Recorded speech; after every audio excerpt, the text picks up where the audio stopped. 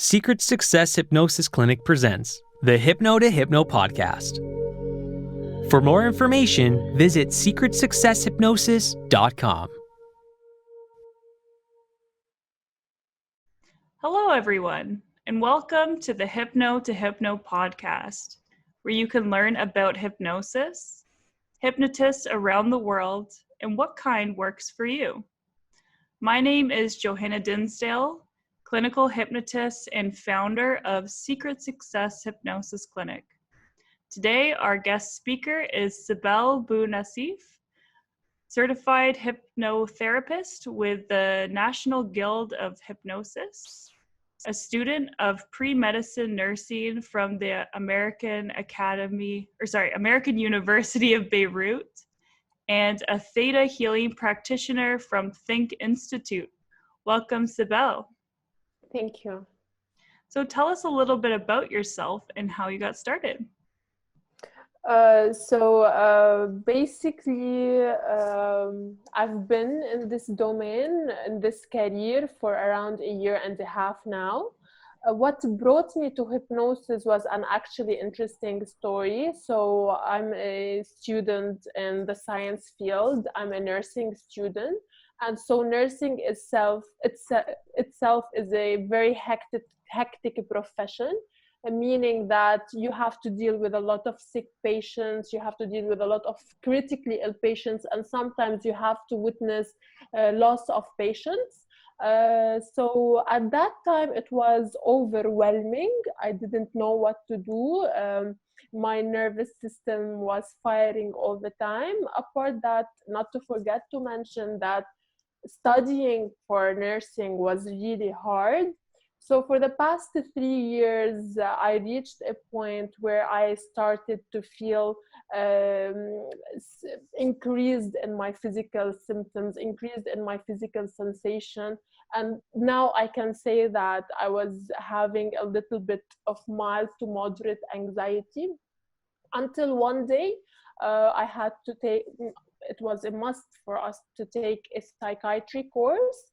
And so my instructor, she's now my mentor, she gave us a session about hypnotherapy, since now it is widely used and it is a new therapeutic treatment for a lot of psychiatric illnesses and disorders. So she needed to introduce us to this new modality. So she chose people randomly and did a suggestibility test, and I was the most suggestible person.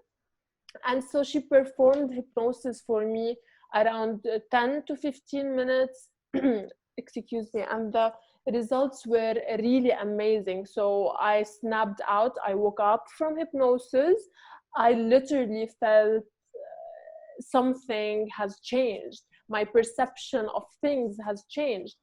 It was a mixture of shock, because I didn't know what hypnosis is. It was all new to me and I was skeptical about it. And at the same time, it gave me a sense of bliss. So this thing, it happened for like 4 days, consecutive days, until I grasped what hypnosis is. I grasped what happened with me. So I reached out and I did my sessions and I took the course, and now I am certified in it. Wow, that's amazing. I definitely remember my first being hypnotized too, and it's so powerful, isn't it? Yes, definitely. A lot. It's amazing. It really is. So how would you personally define hypnosis? Again, so I will be mentioning a lot about science because I believe in science. I'm gonna tackle the science part of it, and I think like dealing with my patients, they love how I described hypnosis to them and how I convinced them with hypnosis, because a lot of people they cannot accept the fact about hypnosis and what is hypnosis, and they think that hypnosis is the thing that they see on the television. So I usually define it in scientific terms. So I start by explaining what the mind is. Like we have the conscious mind and the subconscious mind, and we have a filter, and this filter It filters out anything from my subconscious mind. And I mentioned that our conscious mind is only 10%, whereas everything, the rest, the 90% is the subconscious mind, all the beliefs, all the traumas, all the thought patterns, all the habits, they are there in this bucket, the subconscious bucket. So what happens is that our filter is usually filtering out all the things that helps us to survive, because we are always on the survival mode. And then what happens in hypnosis, it is simply relaxes our conscious mind, and it relaxes this filter. And it's, of course, I mentioned the brain waves. I say that we try to induce the alpha brain wave, which happens to us, which normally happens to us throughout our day and throughout our sleep. So whenever we induce this alpha brain wave, the mind will be quiet. The critical barrier, we put aside our conscious mind and we dissolve this critical barrier, and so we bring in the subconscious mind. So when we bring the subconscious mind in, we will be in like a very trance relaxed state. So what happens is that you do not lose consciousness, it's just you feel it's very easy for you to remember all the memories, all the suppressed traumas. You can remember the root cause of any specific habit or any specific problem. So that's how I would define hypnosis. Yeah, that's great. I definitely use a lot of scientific, terminology and whatnot, because it's important for people to understand, it's not magic. It is scientifically based, and it's been proven, which is great. And I think that, it needs to get out there that that's the case. Exactly. But yet you always tend to have people who always know it is witch like, it is black magic, it's, I don't know, are you gonna hypnotize me? And no, these are all myths. So that's right. That's a lot one of myths. The challenges we hypnotherapists face, like trying to convince the other person that this is real, this is science. Yeah, definitely. And that leads into my next question really nicely, actually. Is hypnosis widely accepted where you are, or is there still that stigma? So here in the Middle East, usually mental health in general is stigmatized. We are working on more awareness. We are working on shedding light, on highlighting the importance of mental illness. It's so far it's doing good, but when it comes to hypnosis, it's quite difficult, because for someone to go is to seek a therapist. Here in Lebanon precisely, they think that, oh my God, if I see a therapist, it means I'm crazy. So first of all, we need to dissolve this barrier of someone seeking a therapist. And then a hypnotherapist, it's becoming more common. It requires a lot of effort. It requires a lot of hard work, dedication, in order to convince people at least to try it. Like, I know a lot of people, they are willing to try it, but something is holding them back. It is not widely spread, but we are trying. We have a couple of therapists in Lebanon. They are doing a great job in spreading awareness and shedding light on hypnotherapy. That's great. And do you yourself have any specialties, would you say, in hypnosis? Specific client goals that you really specialize in? Basically, no. I deal with everything, all disorders, all habits, everything you can think of. But I certainly do have common people coming with common problems like smoking, weight loss, everything that falls under anxiety disorders, including fear, addiction. These are very common here. But I'm not specialized in anything. I do tend to prefer stuff that are more challenging, like stuff that makes me go back home and makes me search about it, makes me go back to my books. So I like these things. I like these challenges, but I deal with all cases, all disorders, all habits.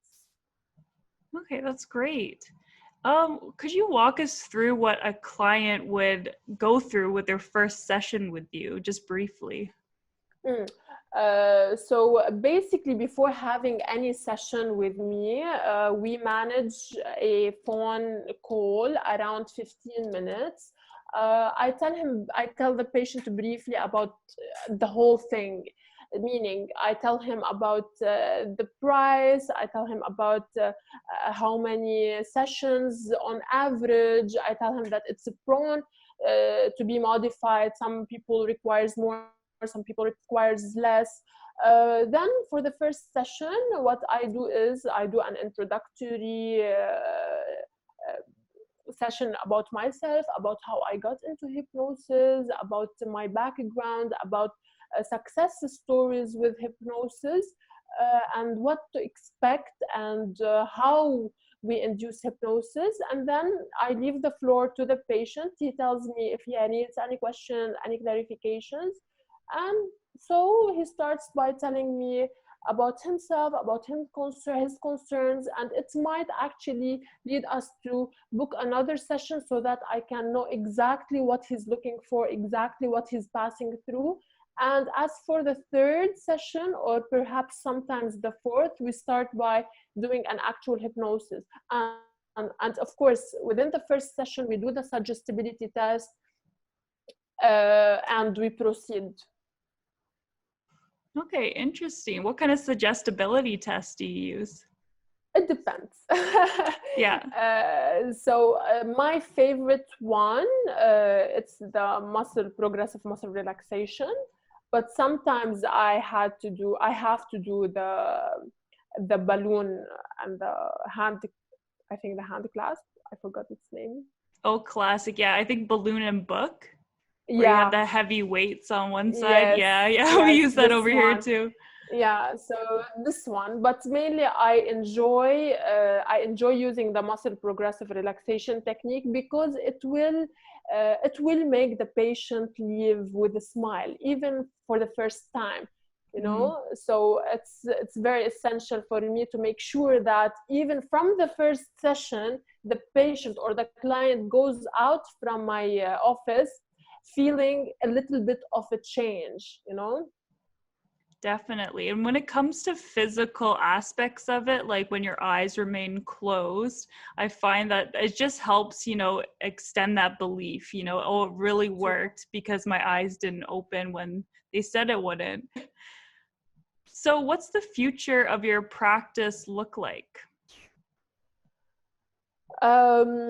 That's a huge question, but mainly I've set some short-term goals. First of all, I want to get my master's degree, something related to hypnosis. I want to indulge, and I want to dig deeper in this field of this energy field, the power of the mind. I want to know more, and as my knowledge increases, the practice itself will increase, and hopefully I will do come in a PhD program. That's my main purpose, is to do an integrative approach when it comes to clients, whether they are in the hospital or whether they come to me to the clinic. I want to look at the client holistically, meaning body, mind, and soul. And this is the main goal. And of course, I want to integrate it here in Lebanon, since it's not that common. Yeah, it's so important to have a holistic approach to health. Yeah, unfortunately here I don't want to generalize, but a lot of patients, they come into the ER, they're having a panic attack, and the panic attack is similar to that of heart attack, the symptoms. So they just do all the workup, nothing, there's nothing, just take this pill of Xanax or Valium, go home, rest, try not to smoke, try to sleep early, and that's it. They do not stress much on the importance of our mind, on the importance of our thoughts, on the importance of our negative behaviors and how it will backfire on us. So that's something that I would want to change eventually. Yeah, you're doing great work. Over in Canada, mental health is actually pretty widely accepted, which is great. But I'm so glad that you're over there, you know, pushing for that health within individuals, because it makes such a big difference to have that control over your life, being able to live healthily and happily, which is so important. Exactly, I agree. So thank you so much for your time, Sybil. I really appreciate you sharing your wisdom with your audience. Could you just tell them where they could reach you or find you if they want to find out more? I am only available on Instagram and Facebook. So my username is Heal with Sybil.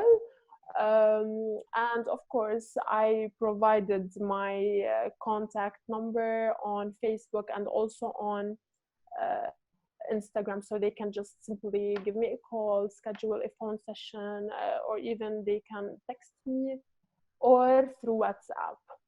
Perfect. Do you do virtual sessions as well, or just in office? Yes. Okay, perfect. You know, now with this pandemic, we had to do everything and convert everything to virtual. All my sessions now are through Zoom, WebEx, Skype, FaceTime, and sometimes through video call over WhatsApp. Yeah, you definitely have to be adaptive. Yes. Definitely.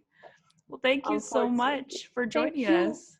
Thank you so much. I'm so glad that I had this opportunity to meet you and this space for me to modulate my thoughts